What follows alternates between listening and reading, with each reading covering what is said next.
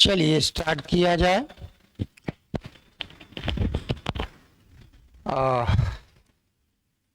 अखबारों में रोज ये खबर आती है, इस साल धान की बुआई इतनी अधिक या कम हुई, बाजरा इतना हुआ। कहाँ से पता कर रहे हैं?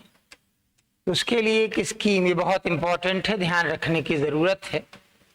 इसको फसल बोलते हैं, नाम फसल है, लेकिन इसे सैटेलाइट के द्वारा सर्वे किया जाता है कि भारत का कितना एरिया जो है उस पर क्रॉपिंग हुई है, कौन कौन सी फसल की क्रॉपिंग हुई है, ये कौन कौन की फसल क्रॉपिंग हुई है। इसमें फसल से होने वाले रिफ्लेक्शन से अंदाजा लगाते हैं, और जो सैटेलाइट प्रयोग करते हैं वो RI सेट और रिसोर्स सेट है। यही रिसोर्स सेट 2 भारत में कितना जंगल है इसका पता भी लगाता है। तो 2-4 लाइन इस पर लिख लीजिए जल्दी से। FASAL फसल, FASAL फसल, फसल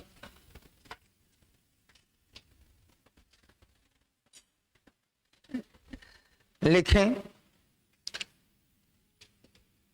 फोरकास्टिंग, फोरकास्टिंग पूर्वानुमान, forecasting agricultural, agricultural output, output using space, forecasting agricultural output using space.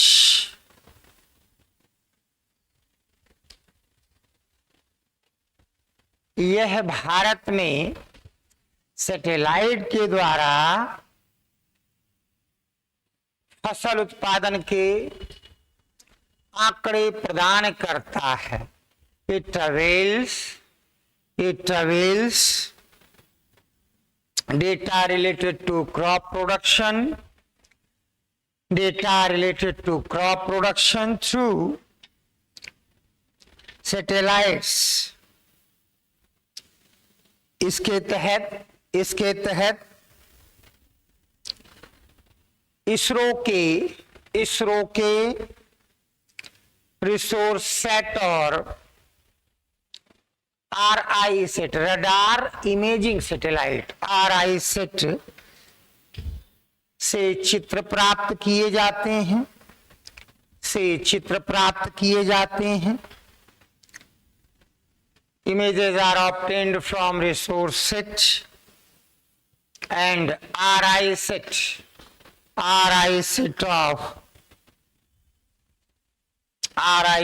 of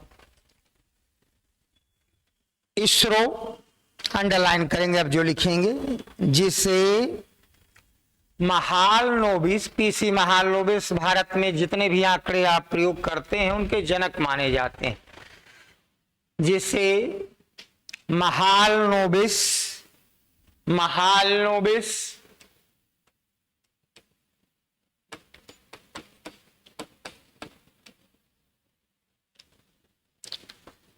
national crop forecast centre द्वारा विश्लेषित किया जाता है, which are analyzed by Mahalanobis national crop forecast centre द्वारा विश्लेषित किया जाता है। इस प्रक्रिया में, in this process, spectral signatures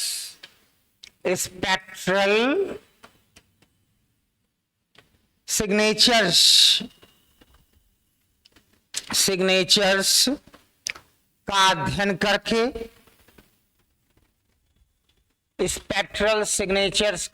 करके, फसलों के प्रकार और क्षेत्रफल की सटीक पहचान की जाती है। in this process,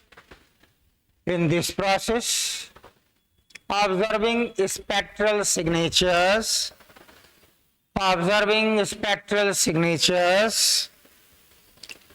variety of the crop as well, its area, variety of the crop as well, its area are observed.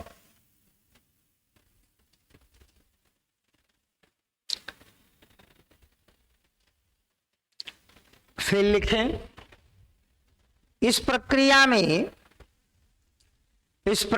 में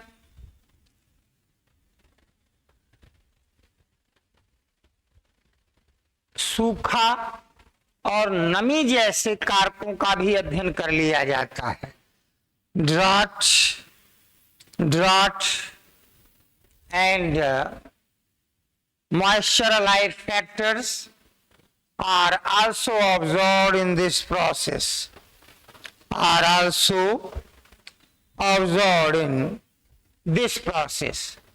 फिलहाल कुल 11 फसलों का इस विधि से अध्ययन किया जा रहा है। At present, total 11 crops are observed through this method. धान, पैडी, व्हीट, गेहूं, जूट, कपास, कॉटन, गन्ना, शुगर केन, सोयाबीन,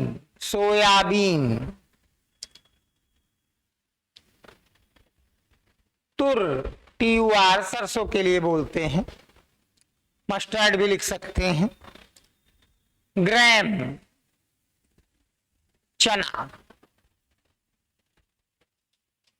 आदि एटसेट्रा। 20 राज्य और 557 जिले फसल योजना के तहत कवर किए जा रहे हैं। 20 state and 557 districts are covered by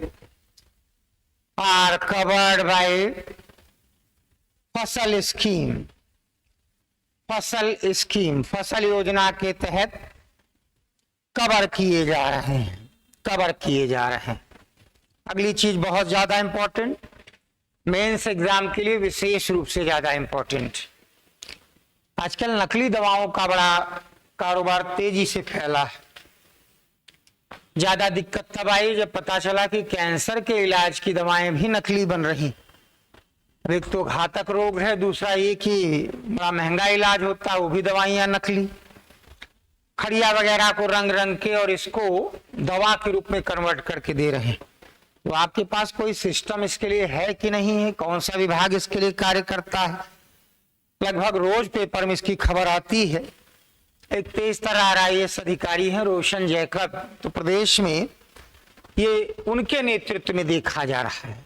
2 प्रकार के ऑफिसर होते हैं, एक रेगुलेटरी माइंड के होते हैं, नियम तो अच्छा लागू करवा देंगे, लेकिन विकास कार्यों के लिए वो बेकार होते हैं, उसके लिए अलग टाइप का चाहिए। और दूसरा जो विकास कार्यों के लिए चाहिए उनको कहते हैं डेवलपमेंट एडमिनिस्ट्रेशन का ऑफिसर है। इनकी बड़ी कमी रहती है, ऐसे बहुत कम होते हैं। जैसे कि जिसने नोएडा विकसित किया तो ये जगदीश खट्टर वगैरह उस नेचर के थे, या जैसे कानपुर यूनिवर्सिटी वो यहाँ तक जो लेके आ गए SS कटियार, वो उस नेचर के थे। वो थोड़ा दुर्लभ होते हैं लेकिन देश के लिए फायदेमंद बहुत होते हैं। तो ये कौन से विभाग हैं यूनियन गवर्नमेंट के पास और प्रदेश सरकार के पास, ये नकली दवाओं के खिलाफ कार्रवाई करते हैं। और ध्यान रखिएगा कि जो प्रदेश का ये विभाग है वो STF की मदद ले सकता है। खूंखार किस्म के जो अपराधी हैं उनके एनकाउंटर वगैरह के लिए प्रयोग किया जाता है। और बाकी तो खैर पुलिस के ही लोग हैं। तो ये सब लेके कार्रवाई की जाती है। अब देखते हैं कितना हो पाएगा। पेपर जब आप पढ़ेंगे तो लगभग पर डे ये मुद्दा चर्चा पे रहता है। तो 2 लाइन आप इस पर भी लिख लीजिए जरा। लिखें, नकली दवाओं पर रोक, प्रोहिबिशन ऑफ फेक ड्रग्स। राष्ट्रीय स्तर पर इसके लिए CDSCO की स्थापना की गई और national level CDSCO is founded for it. इसके लिए CDSCO की स्थापना की गई है। फुल फॉर्म लिखें, central drugs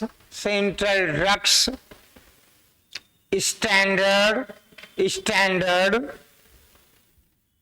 control organisation,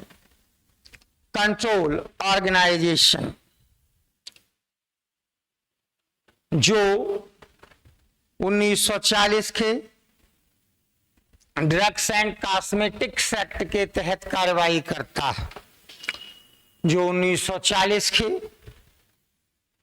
drugs and cosmetics act के तहत कार्रवाई करता है, which is empowered by Drugs and Cosmetics Act of 1940। इसे राज्य सरकारों के संबंधित संस्थाओं द्वारा या संगठनों द्वारा सहायता प्रदान की जाती है। इसे राज्य सरकारों के संबंधित संगठनों द्वारा सहायता प्रदान की जाती है। It is assisted by concerning organizations of state government,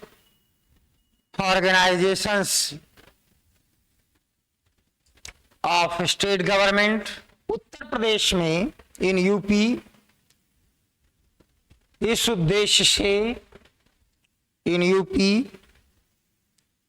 food safety and drug administration, in UP for this purpose food safety and drug administration की स्थापना की गई है। In UP for this purpose food safety and drug administration is founded. Food safety and drug administration is founded, जो special task force और local police, स्थानीय police की सहायता से कार्य करता है। जो लोकल टास्क फोर्स और स्थानीय पुलिस की सहायता से कार्य करता है, which executes with the help of special task force and local police। STF की स्थापना उत्तर प्रदेश में कल्याण सिंह मुख्यमंत्री थे तो उन्होंने की थी। एक पूरी मूवी इस पर बनाई गई है। एक बहुत तेज तर्रार IPS अधिकारी, उनको इसका चीफ बनाया गया था। ऐसे ही कुछ 1-2 IPS, 4-6 PPS और कुछ और constable, head constable, SI rank के लोग इनको दिए गए। पूरे प्रदेश में टॉप 10, थाने लेवल पर, जिला लेवल पर टॉप 5 ऐसे अपराधियों को पहले लिस्टेड किया गया और उसके बाद फिर इनकी मुठभेड़ हुई। तो 90 के दशक में बहुत सारे ऐसे क्रिमिनल इसी STF द्वारा मारे गए थे। ये जितना भी आप फिल्मों में या वेब सीरीज में देखते हैं इस तरीके की एक स्पेशल फोर्स कार्य कर रही है, सब इसी की नकल पे की गई थी। ये सिस्टम पहले मुंबई में एक बहुत तेज तर्रार IPS अधिकारी थे, मुंबई के पुलिस कमिश्नर थे। मुंबई का जो पुलिस कमिश्नर होता है वो वहां के DGP रैंक का ही लगभग होता है। जो व्यक्ति DGP नहीं बन पाया तो पुलिस कमिश्नर बना देते हैं उसको। तो उस व्यक्ति ने इतने एक्शन लिए थे, रानू मेंडोसा नाम था, कि मुंबई से जितना ये माफिया राज चलता है, हिंदी फिल्मों में अभी भी चल ही रहा है, लेकिन हकीकत में 90 के दशक में जो भी माफिया राज था लगभग उस आदमी ने सब खत्म कर दिया था। हाँ, बस इतना रहता कि ऊपर से पॉलिटिकल सपोर्ट चाहिए, फिर ये नहीं को अकेले चाहेगा तो कर लेगा। तो चलिए जरा एक दो लाइन और लिख लीजिए।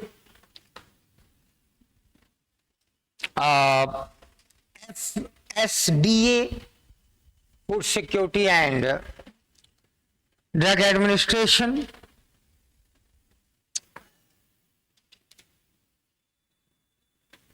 मेडिकल स्टोर्स के लिए लाइसेंस प्रदान करता है।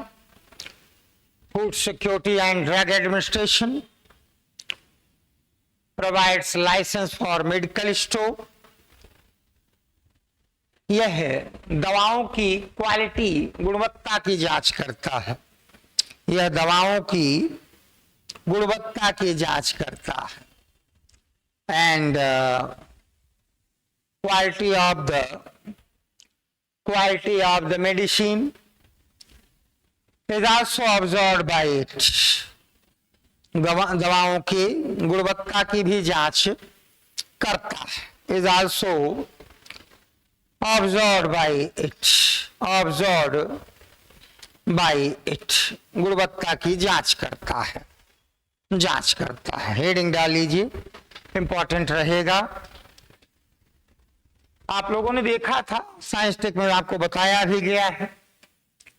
S-400 रसिया का सिस्टम है, ढेर सारी मिसाइलें एक साथ ही छोड़ता है अलग अलग डायरेक्शन में। अगर हमारी तरफ कोई भी मिसाइल, ड्रोना, हेलीकॉप्टर ये सब अगर बढ़ रहे हैं तो इनको नष्ट करता है। अभी पिछले दिनों भी इसका बड़ा प्रयोग किया गया था। भारत ने इसी का एक स्वदेशी वर्जन तैयार किया है। उम्मीद की जा रही है 2028 से 30 के बीच जो है इसको दे देगा, सेना को दे दिया जाएगा। ये अपने देश में कुशा के नाम से जाना जाएगा। वैसे रशिया के S-400 की नकल पे ही इसको तैयार किया गया है।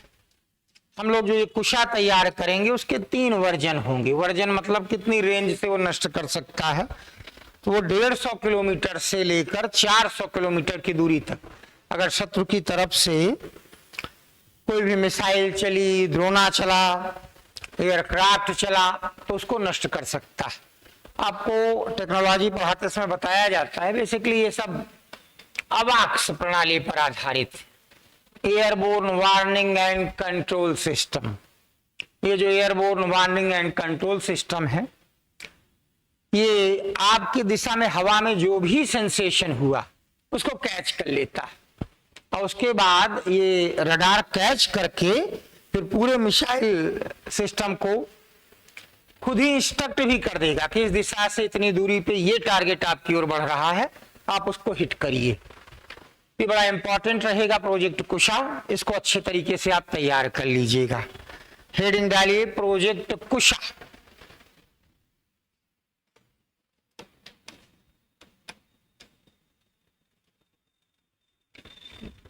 कुशा तो जानते होंगे किसको कहते हैं। जब आप देखते होंगे कोई भी पूजा पाठ हम करते हैं तो एक पवित्र घास होती है, उसी से बनाया जाता है। कुश से बना है शब्द।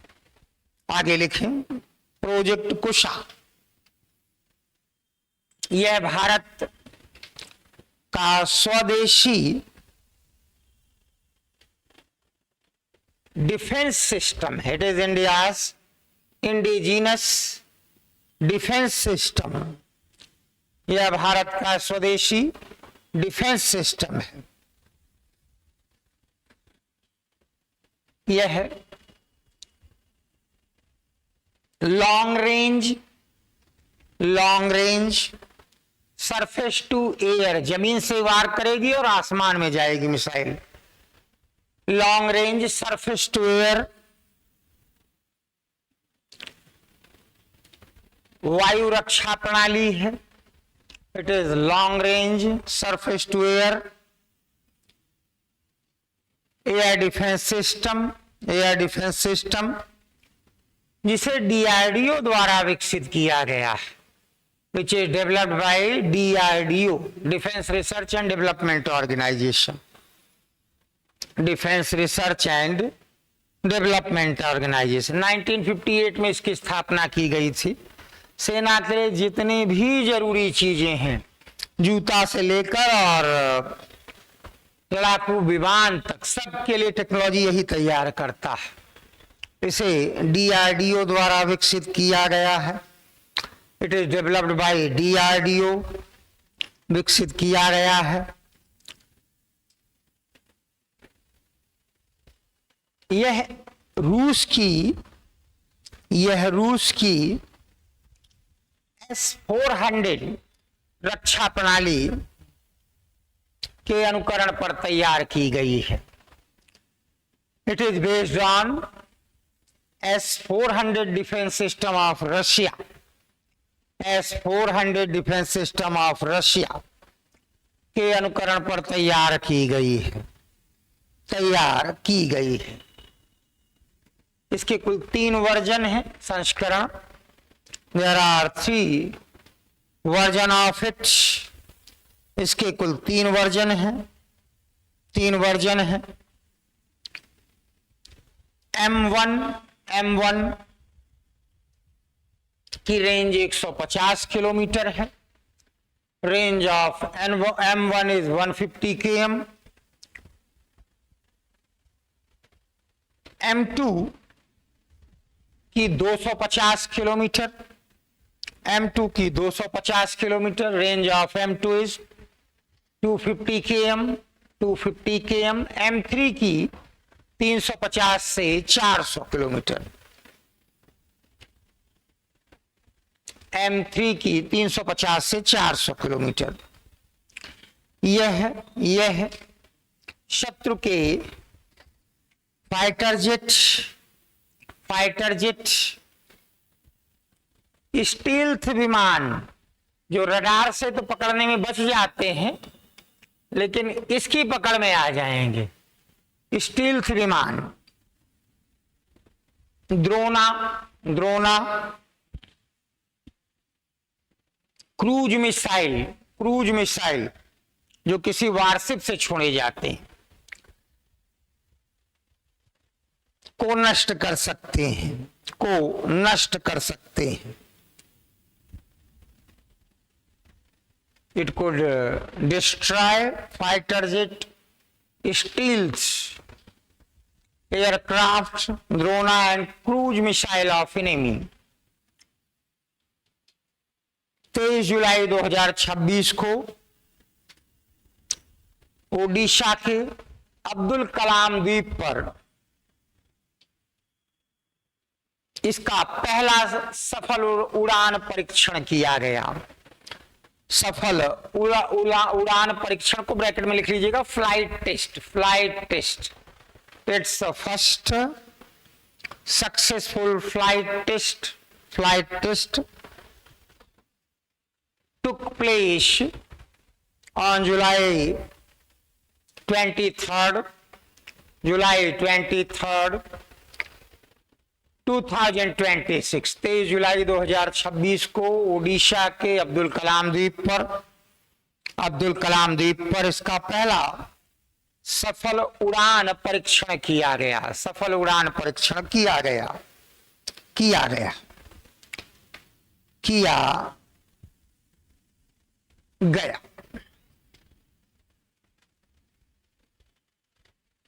अब चलिए आप कुछ चीजें और देख लेते हैं। एक संस्था है UNO, भारत के NGT या काफी हद तक सुप्रीम कोर्ट की तरह है, तो खैर ये भी किसी काम की नहीं, लेकिन कुछ अच्छे काम कर देता है। आप मत लिख दीजिएगा कहीं कि सुप्रीम कोर्ट किसी काम का नहीं। टीचर बोल सकता है, आप मत लिख दीजिएगा, आपको उन्हीं के आगे जी हुजूरी करनी है। अरे UNO के नाम पे ये आ रहा है, वेरी गुड। और क्या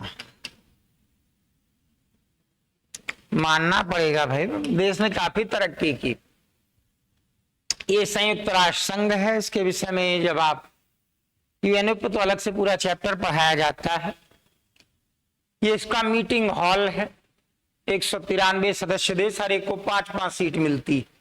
वोट लेकिन एक ही डालेगा। ये इसकी जनरल असेंबली है। इसकी बैठक ही सितंबर के तीसरे गुरुवार को शुरू होगी। तो कोशिश करते हैं कि एक साल के लिए इसका एक कोई अध्यक्ष बनाया जाए। अध्यक्ष कभी भी बहुत चर्चित देशों से नहीं होता है। 5 देश ऐसे हैं जिसको सिक्योरिटी काउंसिल में वीटो प्राप्त है, वो P5 कहलाते हैं। यूएसए, रशिया, ब्रिटेन, फ्रांस और चाइना।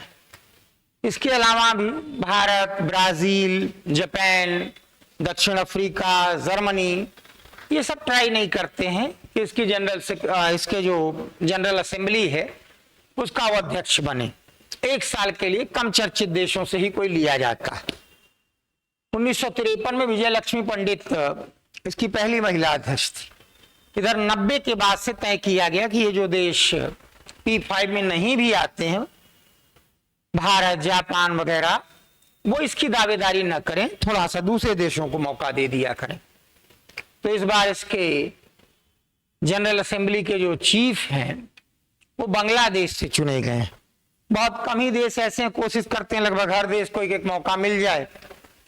मान लीजिए 10 देशों को निकाल दिया गया तो कम से कम 183 देश तो हैं जो दावेदारी कर रहे हैं, तो एक एक मौका सबको मिले। लेकिन ऐसा भी हुआ है किसी देश को 2 बार दे दिया गया। उसके बाद फिर एक चीज और ध्यान रखिएगा, यूएनओ की सबसे महत्वपूर्ण संस्था इसकी सिक्योरिटी काउंसिल होती। जब आप यूएनओ पढ़ते हैं तो उस पर डिटेल में चर्चा की जाती है। इसमें कुल 15 सदस्य हैं, 5 वही P5 वाले। 10 2-2 साल के लिए चुने जाते हैं, हर साल 5। 8 बार भारत, 8 बार पाकिस्तान चुने गए। पाकिस्तान अभी मेंबर है, 31 दिसंबर तक रहेगा। तो हर साल 5 नए आके पुराने 5 को रिप्लेस भी करते हैं। प्रत्येक का कार्यकाल 2 साल होता है।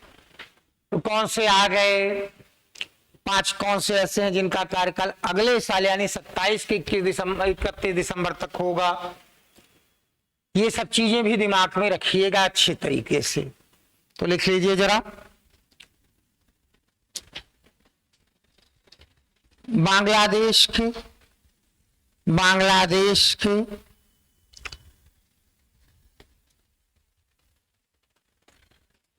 विदेश मंत्री खलीलुर रहमान,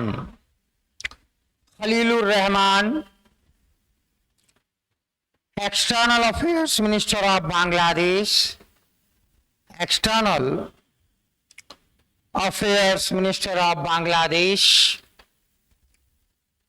संयुक्त राष्ट्र महासभा, इसको यूएनजीए बोलते हैं, यूनाइटेड नेशंस जनरल असेंबली।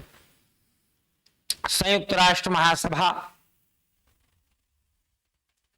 के 81वें सत्र 81st सेशन के अध्यक्ष चुने गए। Khalilur Rahman, external affairs minister of Bangladesh,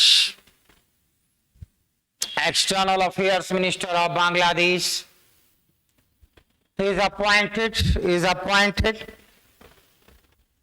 chairman of 81st session of United Nations General Assembly। United Nations general assembly के अध्यक्ष चुने गए हैं। उनका कार्यकाल 1 वर्ष होगा। His tenure is of 1 year।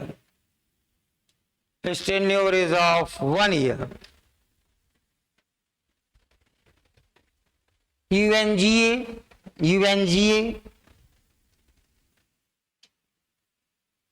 की बैठक सितंबर के तीसरे गुरुवार से प्रारंभ होती है। सिटिंग ऑफ यूएनजीए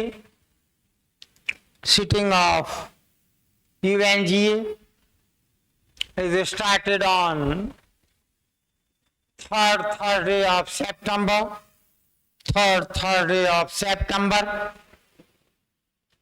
प्रारंभ होती है। प्रायः कम चर्चित देशों से ही अध्यक्ष चुना जाता है। Chairman is ऑफनली from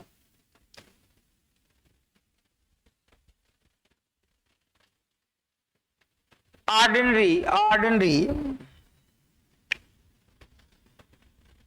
members. Veto power वाले 5 देश इसके लिए दावेदारी नहीं करते हैं। वीटो पावर वाले 5 देश इसके लिए दावेदारी नहीं करते। No claim is done by 5 countries.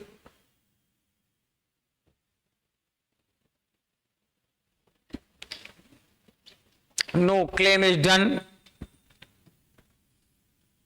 by 5 countries with veto power. दावेदारी नहीं करते हैं। अब तक 6 देश 2-2 बार यूएनजीए के अध्यक्ष रह चुके। 6 countries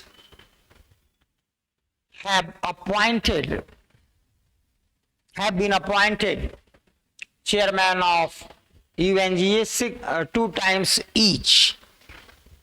Chairman of UNGA 2 times each. Argentina, Ecuador, Chile, Hungary, Nigeria और बांग्लादेश एंड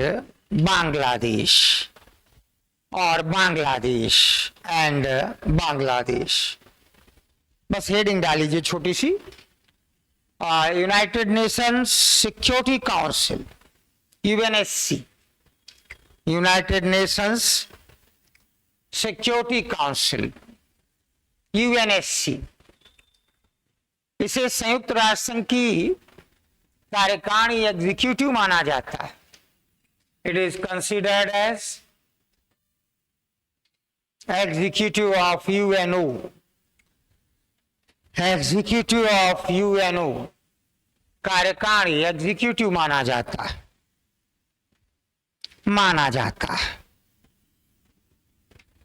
इसमें कुल 15 सदस्य हैं। There are 15 member in it.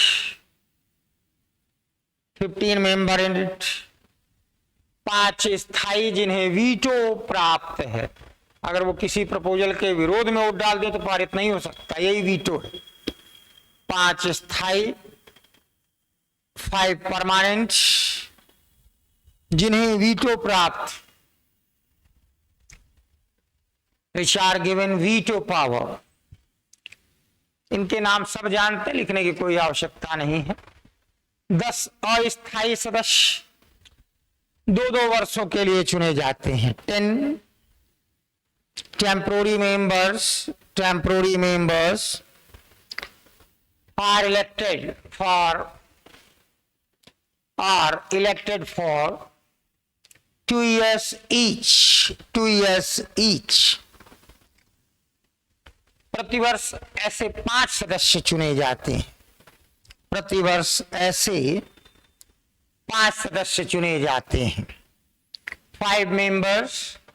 5 such members are elected every year, चुने जाते हैं।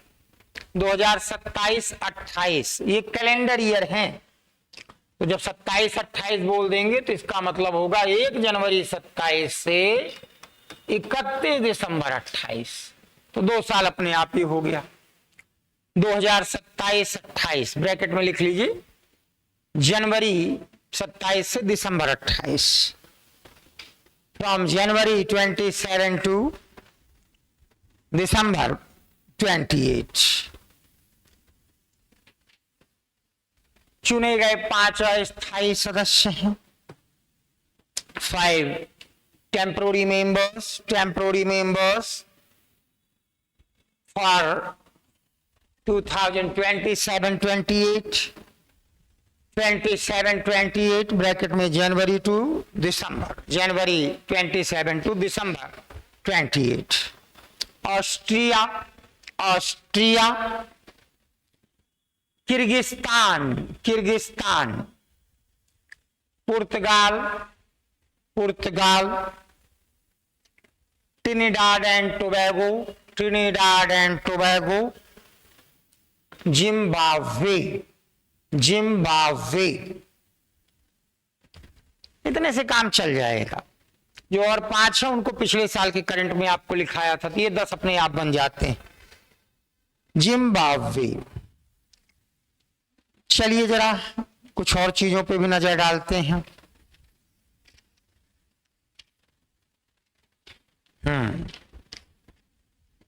मेरे ख्याल से ये भी चर्चित मुद्दा, एक इश्यू है। अब देखते हैं इससे कितना लाभ मिलेगा। मेंस वाले बच्चे विशेष अलर्ट हो जाया करें।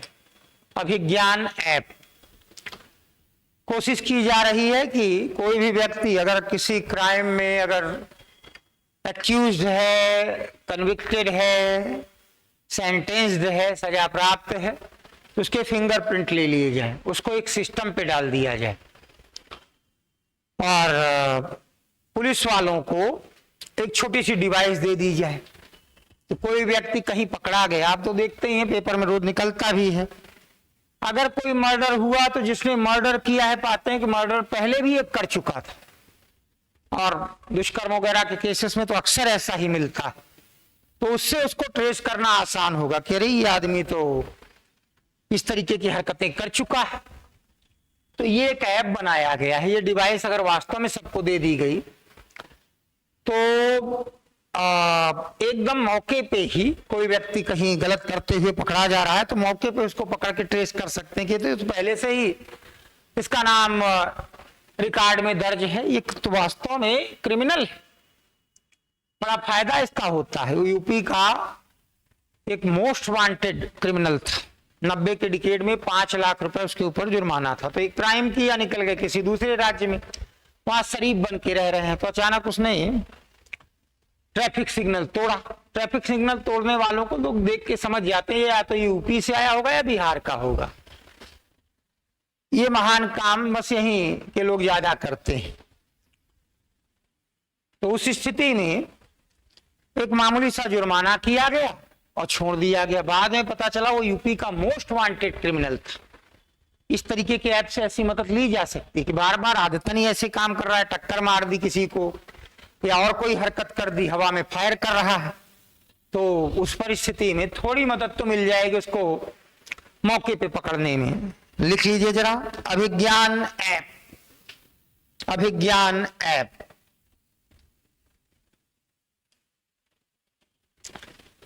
अभिज्ञान app National Crime Record Bureau. इसकी रिपोर्ट 2-4 क्लास पहले पढ़ा दी गई थी ना, देश में किस राज्य में कितना अपराध है, क्या कैसी स्थिति। एनसीआर भी होम मिनिस्ट्री के अधीन काम करता है। सिस्टम जरूर याद रखा करें, ऑनलाइनर बनने से कोई फायदा नहीं। सिस्टम याद रखिए, national Crime Record bureau home ministry के अधीन काम करता है। हर साल एक रिपोर्ट जारी करता है, देश में क्राइम की क्या स्थिति है, किस क्राइम में कितने % की वृद्धि हुई, कहाँ सबसे ज्यादा क्राइम रेट है। मैं आपको ऑलरेडी लिखा चुका हूं पिछली क्लासेस में, वो सारी क्लास ऐप पे मौजूद है। बार बार बताया जाता है कि अब क्लास को इधर कुछ दिनों से यूट्यूब पे उसी दिन उपलब्ध करा देते हैं, फिर उसी को ऐप पे और जितने भी कोचिंग के सोशल मीडिया प्लेटफॉर्म है सब पे भी डाल देते हैं। तो शाम तक आपको सब यूट्यूब पे भी मिल जाएगी, उससे देख लिया करें। कोई लाइन अगर छूट गई है या जो बच्चे ऑनलाइन अटेंड करते हैं बार बार पूछते हैं अभी ऐप पे क्लास आई नहीं, तो यूट्यूब वाले वर्जन को ही फिर ऐप पे भी डाल दिया जाता है।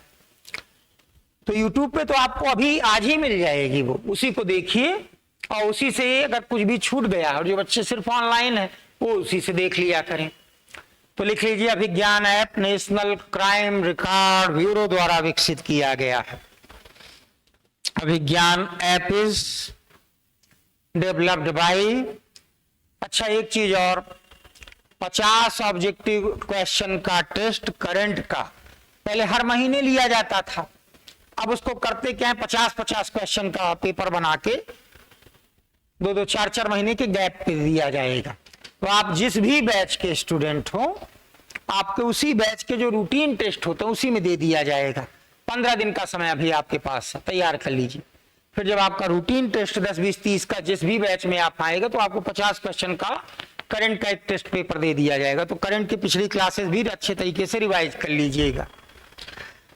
लिखे Abhigyan app National Crime Record Bureau द्वारा विकसित किया गया है।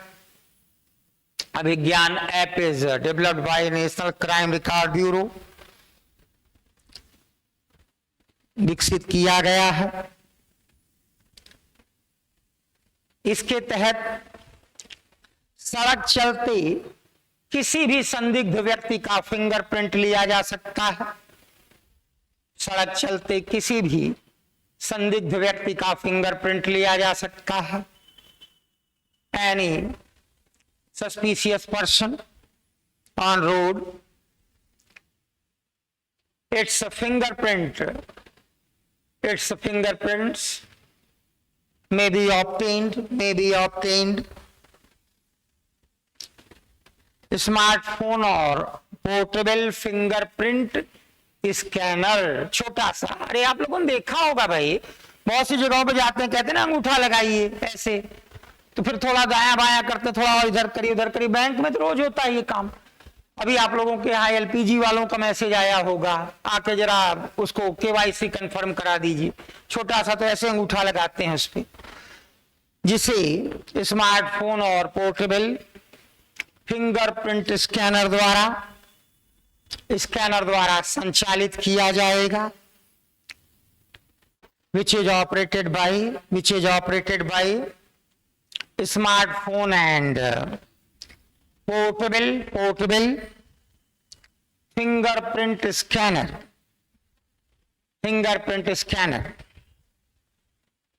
अंगूठे को स्कैन करके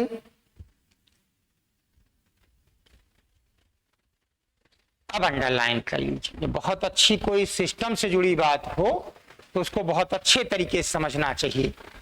नेशनल अंडरलाइन करेंगे। ऑटोमेटेड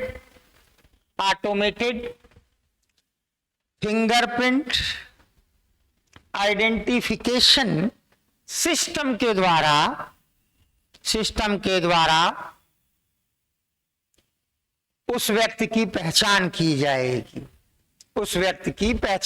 जाएगी। Person is identified through national automated fingerprint identification system.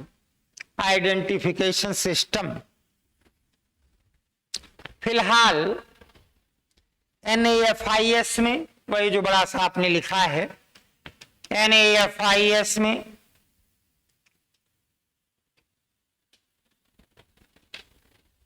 1.3 crore व्यक्तियों के fingerprint. At present fingerprint of 1.3 crore persons are maintained in NAFIS। इस प्रक्रिया में 35 सेकंड का समय लगता है।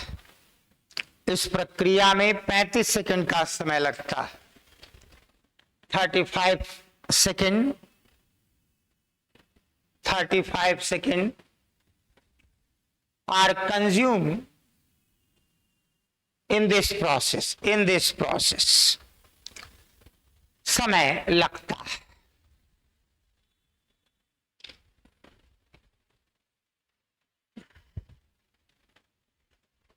अगली चीज है, उसको थोड़ा ध्यान देंगे। ब्रिटेन की एक संस्था है QS, ये हर साल संसार भर के 1000 से ऊपर, इस साल 1504 हायर एजुकेशन सेंटर जो यूनिवर्सिटीज हैं उनकी एक रैंकिंग तैयार करती है। कई पैरामीटर्स पर। तो इसमें भारत के कुल 52 संस्थान हैं, यानी टोटल जितने इंस्टीट्यूशंस हैं उसमें 3%। पहले 100 में कोई भारतीय नहीं है, 200 में 3 है। आश्चर्य की बात है, उन 52 में आधे से थोड़े ही कम प्राइवेट इंस्टीट्यूशन है। अभी तक तो हम नहीं जानते थे कि गलगोटिया और लवली प्रोफेशनल यूनिवर्सिटी पढ़ाई के लिए जाने जाते हैं। इनकी या तो फीस की चर्चा होती थी या किसी गैर जरूरी उलझुल काम की, लेकिन इनके नाम इसमें है। ज्यादा चिंता की बात यह है कि पूरब का ऑक्सफोर्ड, इलाहाबाद, वो लंबे समय से गायब है। वो तो भारत सरकार का शिक्षा मंत्रालय जब सर्वे कराता है तो भी पहले 50 में नहीं आता है, पहले 50 में नहीं आता है। ये 90 के दशक से जो देश की राजनीति में परिवर्तन हुआ है, पढ़ाई लिखाई छोड़ बाकी हर चीज इंपॉर्टेंट, उसका सबसे बड़ा खामियाजा इलाहाबाद ने भुगता। अन्यथा कभी उसको पूरब का ऑक्सफोर्ड कहते थे। और सन 1937 में जितने ICS बने थे सब इलाहाबाद विश्वविद्यालय से पढ़े थे सब। लेकिन 80 के दशक से वो संख्या घटती चली गई, पहले 2 डिजिट में, फिर 1 डिजिट में, और लगभग अब गायब हो गई। किसी जमाने में बड़ी प्रतिष्ठा थी, भारत के सबसे बड़े स्कॉलर वहीं से आते थे, वो इसमें कहीं नहीं है। तो लिख लीजिए जरा, QS रैंकिंग 2027।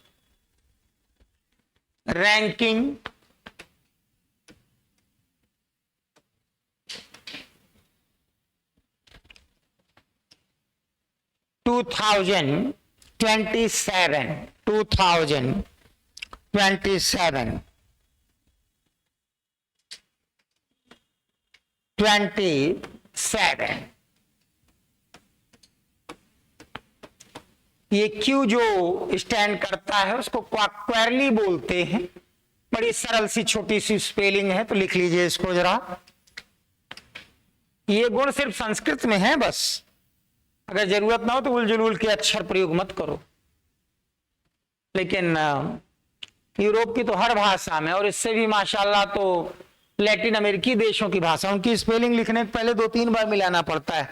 अनावश्यक रूप से कोई जेड, कोई क्यू, कोई एस छूट ही जाता है। तो ये है भैया क्वार्टरली, लिख लीजिए क्वार्टरली साइमंड्स बड़ी फेमस रैंकिंग मानी जाती।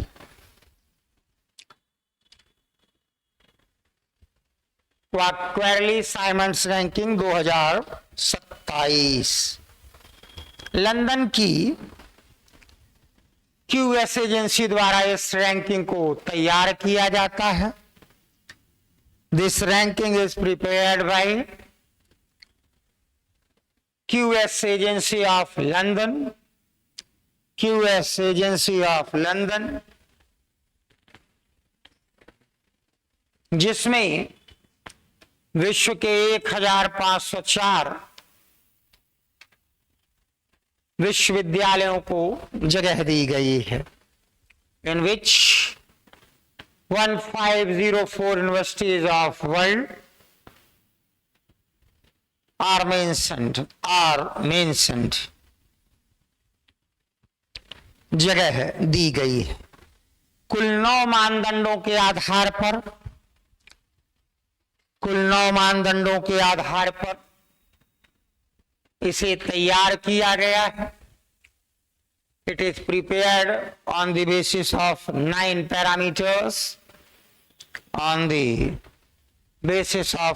पैरामीटर्स, इसे तैयार किया गया है।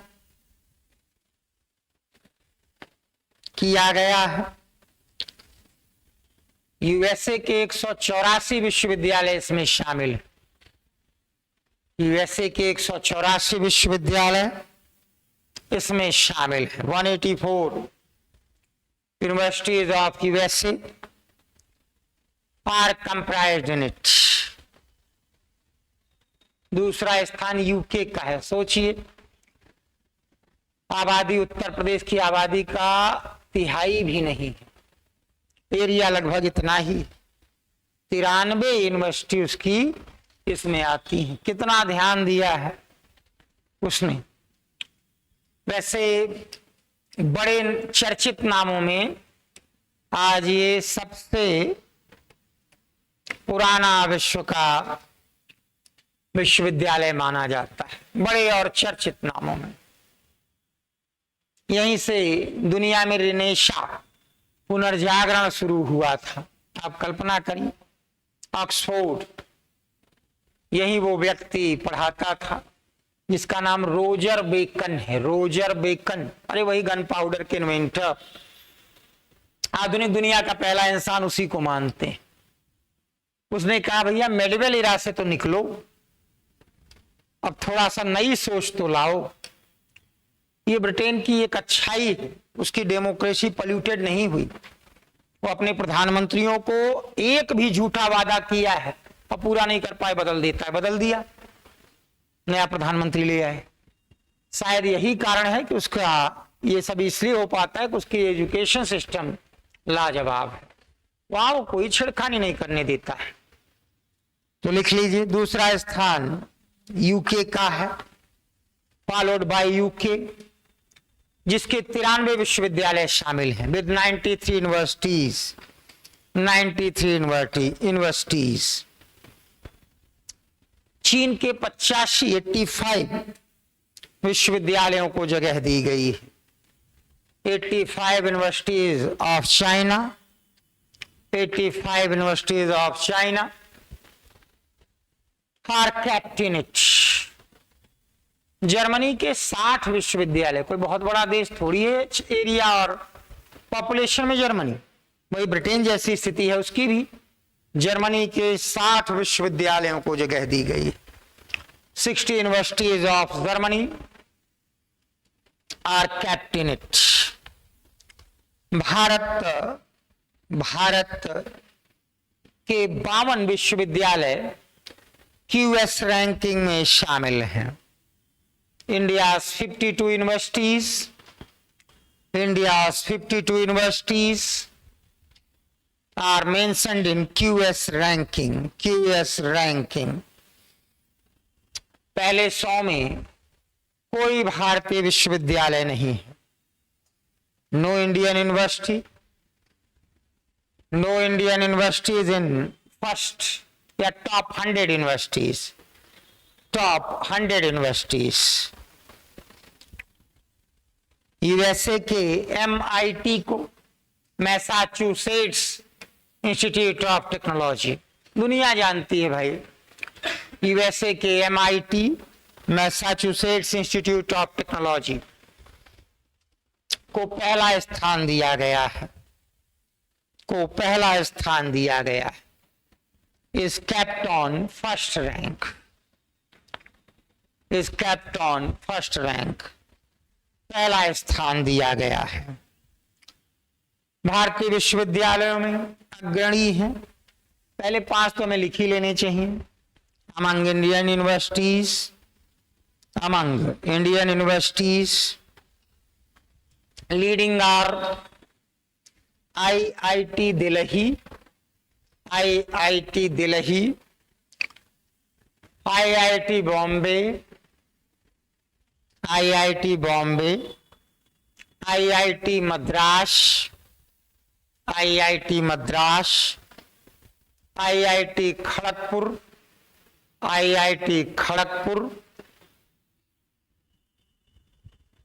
IISc Indian Institute of Science Bengaluru. ये पहले 5 तकनीकी संस्थान है जहां ह्यूमैनिटी वगैरह की भी पढ़ाई होती है। उनमें दिल्ली विश्वविद्यालय 7वें नंबर पर भारतीय यूनिवर्सिटीज में, भारत की जो यूनिवर्सिटी रखा गया है। JNU 15वें पे चला गया है, पहले JNU टॉप पे होता था। वही गंदगी, आप उल जुलूल की हरकतें करोगे फालतू फंड की तो आप पिछड़ते चले जाओगे। जो इलाहाबाद को खा गया देखिएगा कुछ समय बाद वो JNU को खा जाएगा। ये नहीं पूछेंगे, इतने से आपका काम चल जाएगा जितना आपने लिखा है। MIT को लगातार 15वें वर्ष पहला स्थान मिला है। MIT is on first rank, incidentally 15th year, लगातार 15वें वर्ष पहला स्थान मिला है, लगातार 15वें वर्ष पहला स्थान मिला है। बस पर्याप्त है, इतना तैयार कर लीजिएगा। एक आध अच्छी चीजें और है जो मैं आपको बता दूं, जरूरी होती है। तो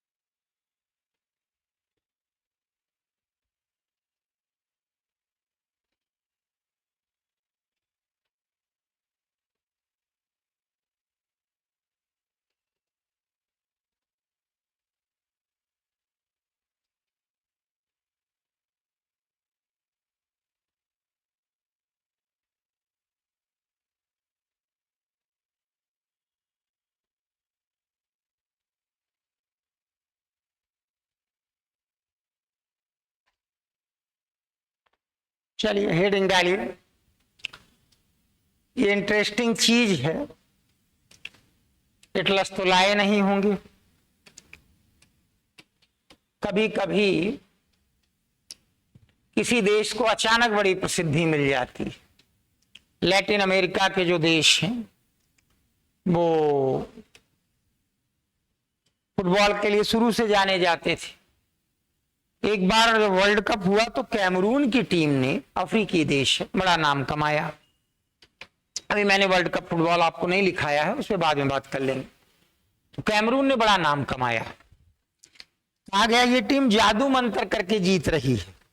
अफ्रीकी देश था, तो हम लोगों के समय सब तैयारी करते थे तो बड़ा चर्चा में रहता था ये मुद्दा। ऐसे बहुत ध्यान से देखेंगे, ये अफ्रीका है, आपको समझ ही आ रहा होगा। ये ऊपर का पूरा इलाका सहारा का मरुस्थल है। थोड़ा सा इसके वेस्ट में आइए, सेनेगल से आप वेस्ट की ओर बढ़ते हुए चले जा रहे हैं तो आपको, पहले हम लोग इसको प्रोनाउंसिएट करते थे Cape Verde, Cape Verde.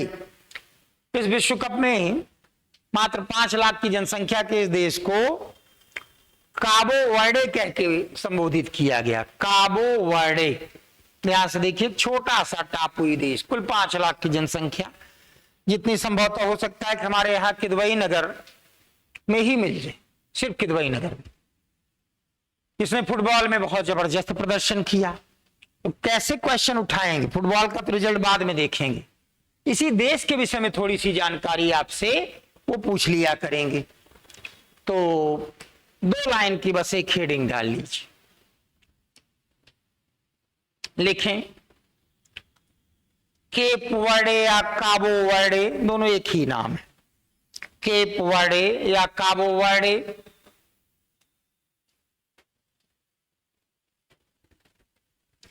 Atlantic का एक द्वीपीय राष्ट्र है। Is an island nation of Atlantic, द्वीपीय राष्ट्र है, राष्ट्र है।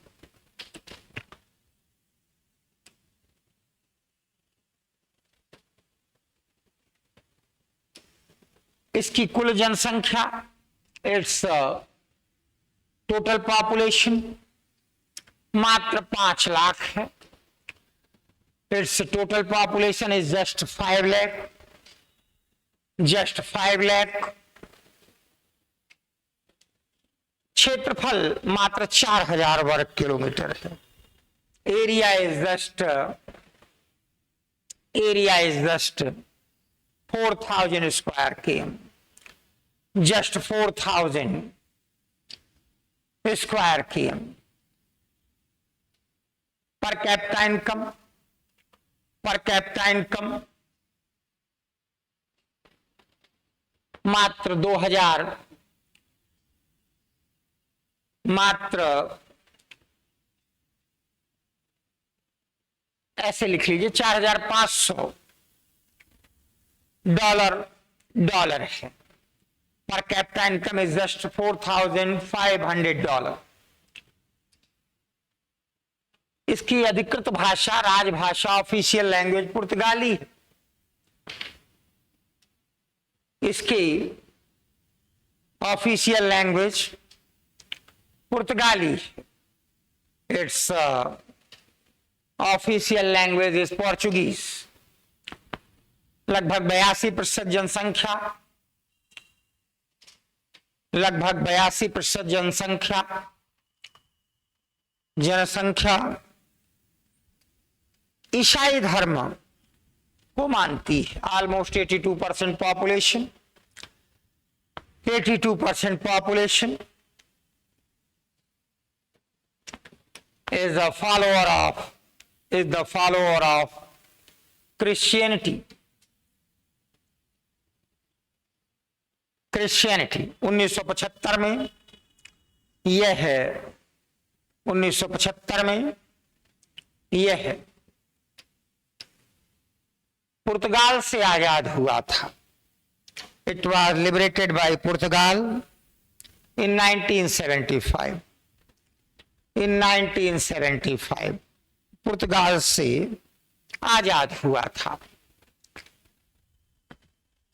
यह 10 वॉल्केनिक आइलैंड, ज्वालामुखी द्वीपों का समूह है। ज्वालामुखी खत्म हो गए, वहीं लोग बस गए। यह 10 ज्वालामुखी द्वीपों का समूह है। It is group of 10 volcanic islands। Africa का यह छोटा सा देश, this very much small country of Africa, world cup football में विशेष चर्चा में आया। वर्ल्ड कप फुटबॉल में विशेष चर्चा में आया। This small country of Africa was in news in World Cup